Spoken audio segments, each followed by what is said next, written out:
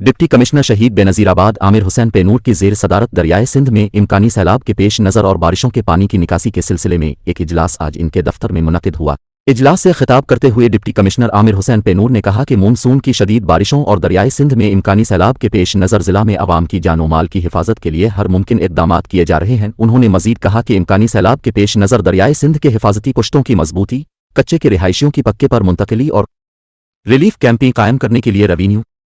आबपाशी और दीगर मुताल्लिका महकमे अपनी तैयारियां जल्द मुकम्मल करें ताकि किसी भी हंगामी सूरत हाल से फौरी निपटा जा सके। डिप्टी कमिश्नर ने महकमा आबपाशी के अफसरान को हिदायत देते हुए कहा कि वो दरियाए सिंध के हसास मकामात पर चौकियां कायम करके निगरानी के लिए अमला मुकर्रर करें, जबकि पानी की सूरत हाल के मुताल्लिक रोजाना की बुनियाद पर जिला इंतजामिया को रिपोर्ट इरसाल की जाए। डिप्टी कमिश्नर ने असिस्टेंट कमिश्नर सकरन मोहम्मद सलीम जतुई और असिस्टेंट कमिश्नर काजी अहमद हाफिज जीशान को हिदायत देते हुए कहा कि वो अपने अमले और दीगर जराए से कच्चे के रिहायशियों को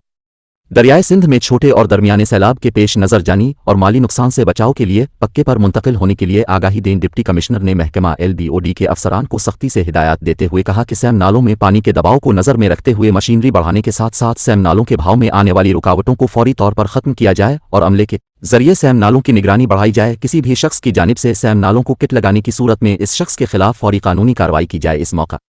पर